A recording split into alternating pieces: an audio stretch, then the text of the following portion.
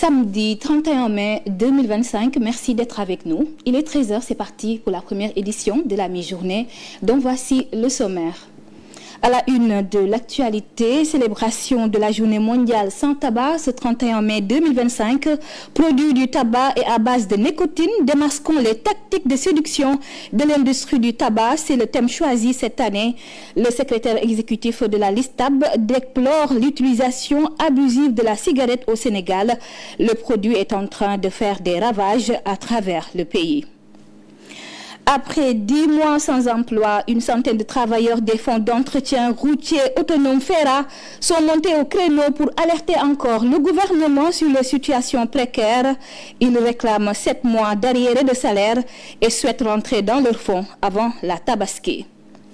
Dans l'actualité sportive, l'Inter de Milan est en deuil. Ernesto Pellegrini, ancien président emblématique du club, est décédé ce samedi à l'âge de 84 ans, à quelques heures de la finale de la Ligue des Champions, devant opposer l'Inter de Milan au PSG. Telles sont les grandes lignes à développer au cours de cette présente édition. Bonjour et bienvenue à toutes et à tous.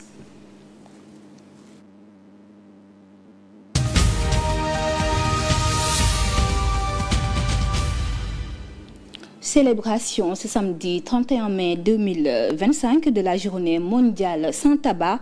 Produits du tabac et à base de nicotine, démasquons les tactiques de l'industrie du tabac. Tel est le thème choisi pour cette édition. D'après les chiffres de l'Organisation mondiale de la santé, le tabagisme tue non seulement les fumeurs, mais aussi les non-fumeurs. 65 000 enfants décèdent chaque année dans le monde de maladies liées au tabagisme passif. Au Sénégal, le ministère de la Santé dénonce les stratégies utilisées par l'industrie du tabac pour attirer les jeunes à travers des stratégies trompeuses comme les arômes sucrés, design attrayant et publicité qui masquent la dangerosité de ces produits. Ces tactiques visent à banaliser la consommation du tabac et de nicotine, exposant les jeunes à des risques graves pour leur santé, déplore le ministère.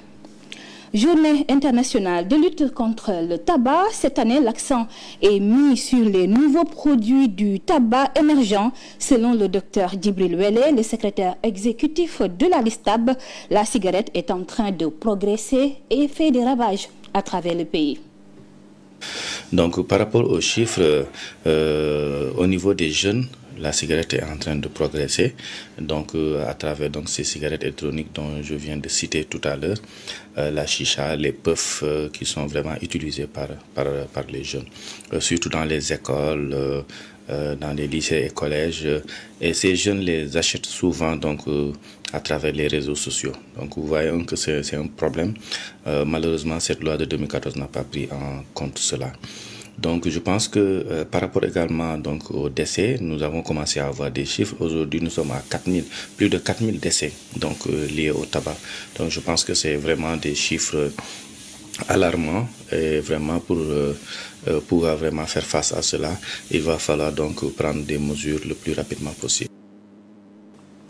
Je vous l'annonçais dans le sommaire, à Guédiawaye, une centaine d'agents de la FERA sont montés au créneau pour réclamer 7 mois d'arriérés de salaire à la direction générale de l'établissement public au chômage depuis 10 mois maintenant. Ces travailleurs des fonds d'entretien routier autonomes interpellent les autorités étatiques. Ils veulent rentrer dans leurs fonds avant la Tabaski. Bon, cette mobilisation est due vraiment à une retard de salaire qui commence à être récurrent. Parce qu'on est à 10 mois sans travail, on est à 7 mois sans salaire. C'est la 3e fois ou bien la 4e fois qu'on s'organise pour tirer sur la sonnette d'alerte, pour dire aux autorités étatiques de faire le maximum pour nous faire entrer dans nos buts. Parce qu'on a commencé à travailler depuis 2022. Mais de 2022 à nos jours, on rencontre pratiquement les mêmes problèmes. Mais présentement, l'heure est vraiment grave. L'heure est vraiment grave, d'autant plus qu'on est à l'horaire de la Tabaski. Tout le monde sait que la Tabaski est dépensière. Elle est très dépensière. Donc, on a beaucoup d'obligations qui nous attendent. Éducation en plus bref, à l'issue d'une réunion interministérielle hier au building administratif, président Mamadou Dia, le gouvernement du Sénégal a pris un ensemble de mesures visant à sécuriser, moderniser et réformer l'organisation des examens et concours sur l'ensemble du territoire national. Parmi les annonces phares, le Premier ministre Ousmane Sonko a demandé la suppression du concours d'entrée en classe de 6e dans une logique de refondation du cycle fondamental. Il a également proposé une réforme du système d'évaluation du CFE et du BFM en lien avec la révision des curricula ainsi que l'académisation de l'organisation du BFM. Le gouvernement envisage aussi la création du CFE et du BFM arabe pour mieux prendre en compte la diversité linguistique et culturelle du système éducatif national et conscient de l'impact du recrutement spécial de 2000 enseignants dans les établissements privés. L'État prévoit d'examiner des mécanismes d'accompagnement pour ce secteur. Et toujours sur ce registre éducation, les étudiants originaires de Kaolack sont dans la tourmente. Ils dénoncent leurs mauvaises conditions d'études sans logement et souvent livrés à eux-mêmes. Ils lancent un cri de cœur lors d'une conférence de presse tenue hier. L'Union régionale des étudiants de Kaolack a annoncé le lancement d'une cagnotte pour venir en aide à plus de 500 jeunes en situation de vulnérabilité. Ils comptent louer un immeuble de 6 appartements, mais aussi financer diverses activités. Ils sont presque 30 000 étudiants issus de toutes les communes de la région de Kaolack à poser leurs valises à l'université Cheikh Anta Diop de Dakar après l'obtention de leur baccalauréat. Cependant, le rêve d'un cursus sans encombre s'est transformé en un réveil brutal pour cause des conditions de vie et d'études précaires. À titre illustratif, 523 étudiants courent derrière un logement. L'Union régionale des étudiants de Kaolack ne dispose d'aucun appartement qui va abriter les 41 communes. Vous voyez, le nombre est assez faramineux. 41 communes, 3 départements, on nous parle de 20 000 étudiants. 20 000 étudiants, ce chiffre ne doit pas être un handicap, mais un atout, un pilier fondamental, un potentiel qui doit être exploité. Face à cette situation préoccupante qui va de mal en pis, ils ont toqué à toutes les portes, sans aucune réponse favorable. D'où le lancement d'une cagnotte à compter de ce vendredi pour la location d'un immeuble composé de 6 appartements, destiné à héberger les étudiants originaires de la région de Kaolack, confrontés à la dure réalité de la capitale sénégalaise. Ce que nous lançons aujourd'hui, ça va contribuer activement et ça va s'inscrire dans l'action citoyenne. Parce que l'étudiant n'est pas un membre exclu dans la société. Nous sommes ici dans la société, mais nous sommes aussi cette élite étudiantine qui vise à financer ses propres activités. N'empêche, ces étudiants espèrent l'appui des bonnes volontés pour mettre en valeur leur futur édifice, pour prétendre avoir une autonomie financière dans un avenir proche. On a d'autres ambitions. Nous voulons mettre en place, mettre des activités qui sera génératrices de revenus. Et parlons maintenant des préparatifs de la Tabaski et du pèlerinage marial de Popenguine. Pour faciliter les déplacements, l'État du Sénégal a pris les devants. Il n'y aura pas de hausse sur les prix du transport. Un accord a été trouvé entre les acteurs du secteur et le ministre des Infrastructures, des Transports terrestres et aériens. Cependant, si les engagements ne sont pas suivis à la lettre, dès le 2 juin, des bus de Dakar Dem Dikk seront déployés en renfort. Le ministre Yankoba Diémé était hier à la gare des Beaux-Maraîchers de Pikine. Sur place, il a annoncé une batterie de mesures spéciales. En visite à la gare des Beaux-Maraîchers de Pikine, le ministre des Infrastructures, des Transports terrestres et aériens et les acteurs ont accordé leur violence sur le respect des prix du transport. Si le contrat n'est pas respecté d'ici là, le ministre va agir autrement au profit des voyageurs. Qui est l'engagement de ne pas augmenter de prix, qui est l'engagement de transporter à bon port les usagers qui ont choisi. À l'occasion de sa visite, Yankoba Diémé a annoncé des mesures exceptionnelles pour les besoins de la Tabaski. Disposition spéciale de cette année, nous avons prévu 8 points de départ spéciaux, qui sont d'abord la gare des Beaux-Maraîchers, ici où nous sommes. Le stade de l'arène nationale qui est à côté, à Pikine, où Dakar Dem Dikk également prendra ses départs. Nous avons le terrain HLM de Rufisque qui est réquisitionné pour les besoins. Nous avons la gare de Colobane, où Dakar Dem Dikk également prendra aussi les départs. Nous avons le stade Amadou Barry de Guédiawaye. Nous avons Cambérène, qui est aussi point de départ connu. Mais cette année, Keur Massar a également été servi avec le point habituel de départ de Dakar Dem Dikk qui est le site du M3. Idem pour le pèlerinage de Popenguine, une centaine de bus de Dakar Dem Dikk sera en position au Cap des Biches. Pour compter du 7 juin, une centaine de bus va être positionné au Cap des Biches pour transporter tous les pèlerins et si le besoin se sent, nous allons renforcer.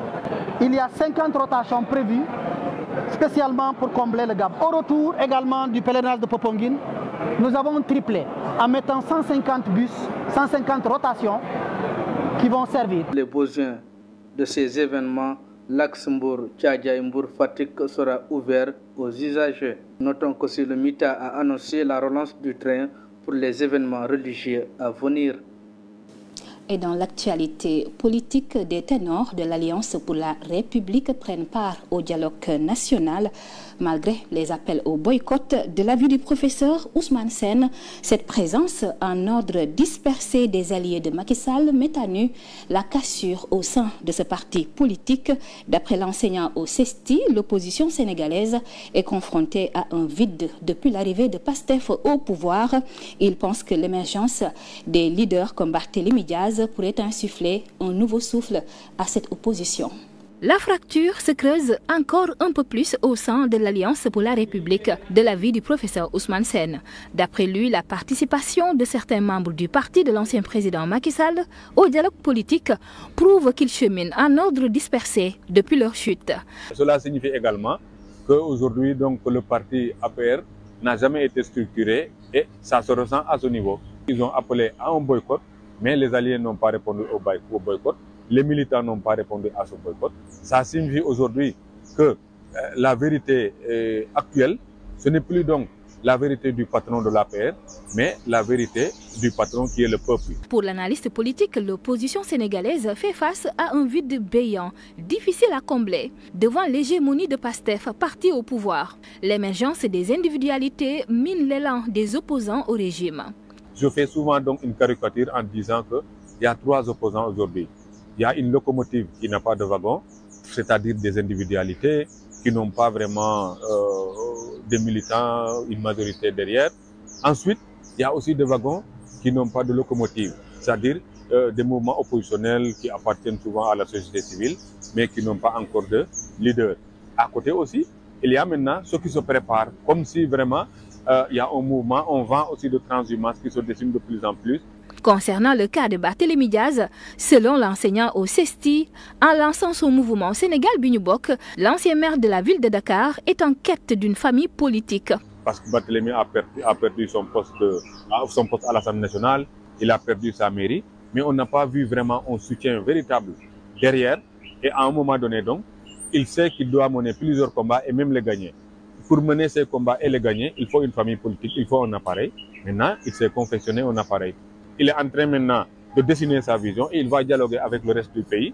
On va voir ce que ça va donner. Le paysage politique va forcément se redessiner après le dialogue national. Ousmane Sène pense que cette réorganisation va s'effectuer autour de la formation de grandes coalitions.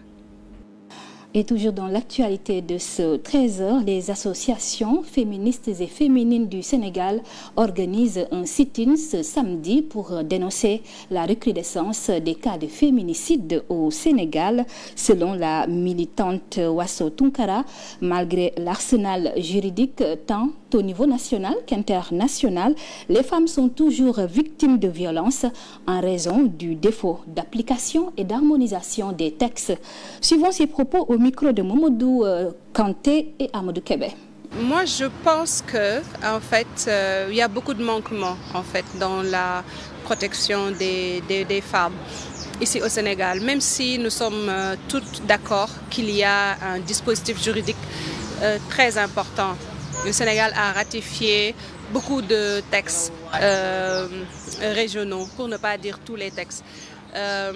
Mais le problème se trouve en fait dans l'harmonisation de ces textes-là avec nos lois nationaux et dans l'application effective aussi de ces textes.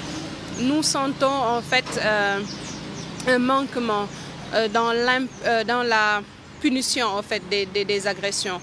Moi, je reste convaincue que beaucoup d'agresseurs, beaucoup d'hommes sénégalais aujourd'hui sont impunis en fait des agressions qu'ils font à l'endroit des femmes.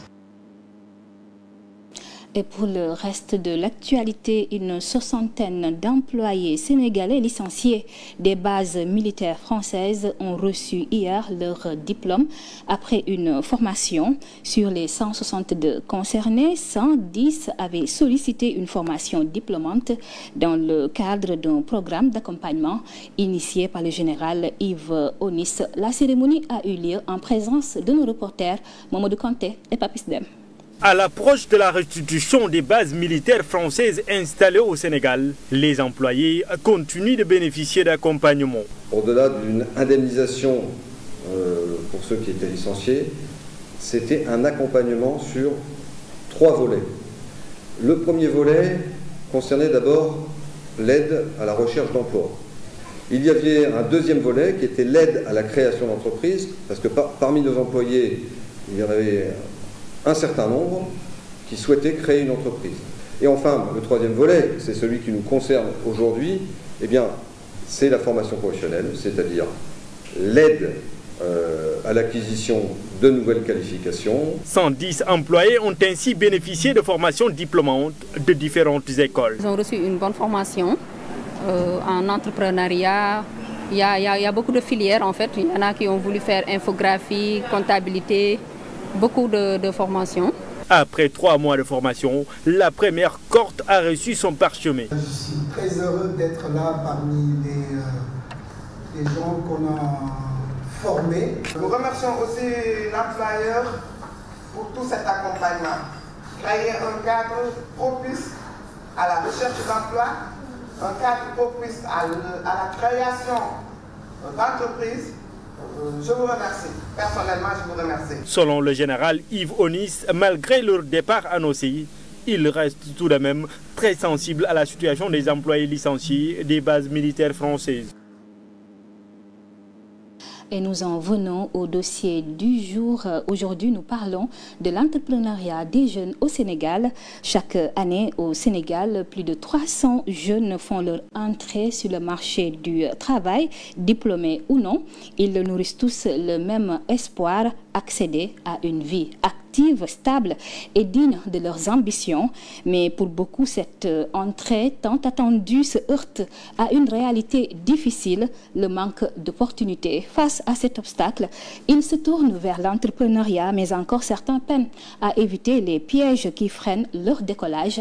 C'est un dossier signé Djibril Diallo et Papa Sarr. Chaque jour, ce jeune diplômé en droit scrute son téléphone à la recherche d'une opportunité qui pourrait changer son avenir. Sinon, il n'y a que des petits boulots que tu fais. Parfois, il y a des cours à dispenser de gauche et à droite. Mais le travail à proprement dit, nous ne l'avons pas encore trouvé. Il a obtenu son Master 2 en droit en 2021. Pourtant, depuis plus de 3 ans, il peine à trouver une entreprise prête à lui ouvrir ses portes. Quand vous déposez dans les entreprises, on vous demande une expérience. Il y a certaines qui vous demandent 2 ans, d'autres même exagèrent en vous demandant 5 ans. Maintenant, si vous n'avez jamais travaillé, où est-ce que vous allez trouver cette expérience? Même trouver un stage dans ce pays-là, c'est très compliqué. Des milliers de jeunes diplômés comme lui vivent dans la même situation. Au Sénégal, plus de 300 000 jeunes arrivent chaque année sur le marché du travail selon l'ANSD. Malgré leurs qualifications, seuls quelques-uns réussissent à décrocher un emploi. Résultat, le taux de chômage ne cesse d'augmenter. Aujourd'hui, l'une des solutions majeures pour résorber le chômage qui existe aujourd'hui malheureusement dans nos pays, notamment au Sénégal, avec 300 000 jeunes qui arrivent sur le marché de l'emploi, c'est créer des gros champions au Sénégal qui ont la capacité d'absorber ou de créer beaucoup d'emplois. Je m'explique. Aujourd'hui, dans la stratégie d'industrialisation de notre pays, notamment sur la chaîne de valeur agricole, sur l'industrialisation avec le gaz qui va arriver pour alléger les charges au niveau des industriels, il nous faut des champions tels que des grosses industries pour avoir la capacité d'embaucher des milliers de jeunes au niveau du monde de l'emploi. Face à cette réalité, certains jeunes ont choisi de se tourner vers l'entrepreneuriat. Mais là encore, le chemin est semé d'embûches. Beaucoup peinent à éviter les pièges qui freinent le décollage de leur start-up. L'entrepreneuriat, c'est un long chemin. Donc, quand on entreprend, il faut avoir une vision très long terme. Où est-ce qu'on veut être dans 5 ans? Où est-ce qu'on veut être dans 10 ans? Où est-ce qu'on veut être dans 25 ans? C'est aujourd'hui pas le conseil, en tout cas l'expérience que j'ai, c'est qu'il faut avoir une stratégie très long terme. C'est ça qui va permettre d'éviter beaucoup de pièges. Pour beaucoup de jeunes Sénégalais, l'attente d'un emploi se transforme en quête d'une solution alternative entre résignation, débrouillardise et initiative. La jeunesse continue de se battre avec l'espoir qu'un jour, l'avenir lui offrira de meilleures perspectives. Et sur l'international sport, d'abord, triste nouvelle pour l'Inter de Milan. À quelques heures du coup d'envoi de la finale de la Ligue des Champions, le club italien a appris le décès de son ancien président Ernesto Pellegrini. L'entrepreneur en restauration a dirigé les Nerazzurri de 1984 à 1995, remportant plusieurs trophées, dont le Scudetto en 1989 et la Coupe de l'UEFA en 1991. Dans un communiqué, le club lui a rendu hommage. Je cite, le président Ernesto Pellegrini nous a quittés pendant 11 ans. Il a dirigé l'Inter avec sagesse, honneur et détermination, laissant une marque indélébile dans l'histoire de notre club. L'FC International Milano et tout le peuple Nerazzurri se rassemblent autour de sa famille, peut-on lire dans le document. Ernesto Pellegrini est mort à l'âge de 84 ans. Il souffrait d'une infection pulmonaire. Et puis en Turquie, les arrestations se poursuivent dans les rangs du Parti républicain du peuple, CHP, le principal parti d'opposition dont est issu le maire déchu d'Istanbul, Ekrem İmamoğlu, incarcéré en mars 2025. La police mène depuis ce matin une vaste opération contre une quarantaine de membres et d'élus du CHP, dont 5 de ses maires. L'opposition accuse le pouvoir d'utiliser la justice à des fins politiques. Et puis au Nigeria, plus de 150 personnes ont péri dans les récentes inondations qui ont touché la ville de Makwa dans le centre du Nigeria. D'après l'agence de gestion des urgences, les secouristes redoutent que le bilan des victimes ne s'alourdisse encore. Plus de 3000 personnes ont été déplacées, 265 maisons complètement détruites et 2 ponts emportés. Et pour finir, en Inde, les pluies torrentielles de la mousson ont déclenché des glissements de terrain dans le nord-est de l'Inde, faisant au moins 5 morts au cours des dernières 24 heures, ont déclaré ce samedi les autorités locales. Une alerte rouge a été émise dans 12 districts d'Assam où de fortes précipitations ont provoqué des inondations, notamment à Guwahati, la capitale de cet État. Nous passons à la revue de presse avec Momar Cissé.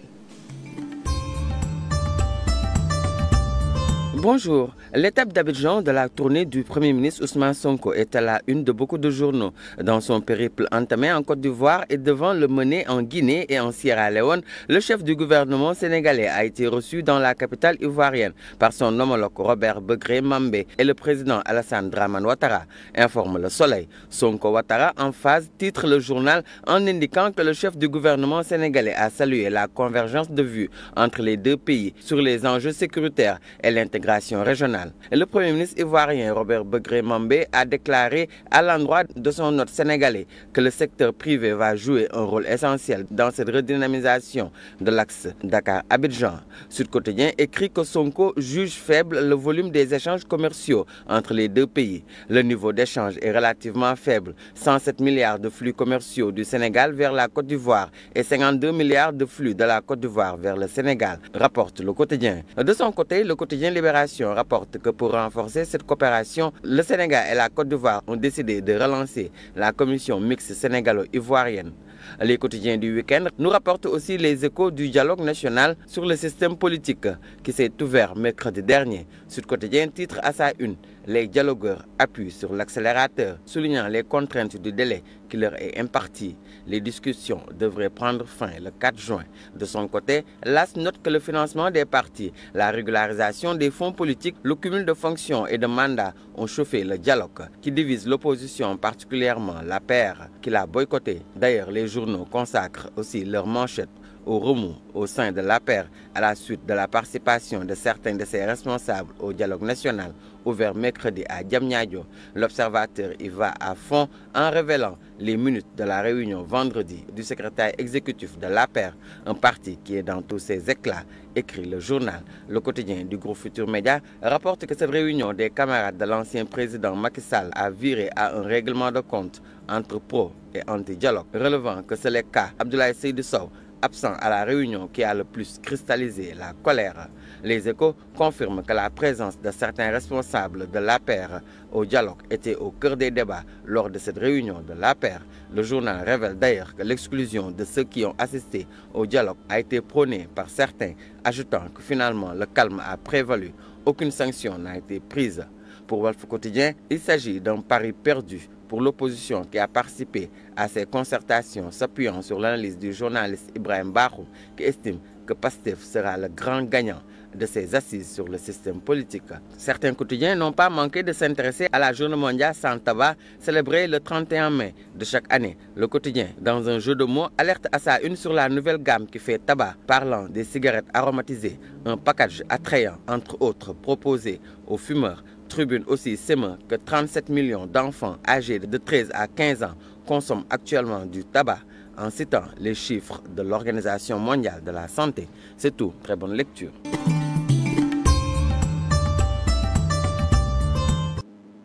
Une revue de presse signée Ndeye Fatou Wade. Cette rubrique met un terme à cette édition. Merci de l'avoir suivi. Je vous retrouve à 14h pour le journal en Wolof. Bon après-midi en compagnie des programmes de la 7TV.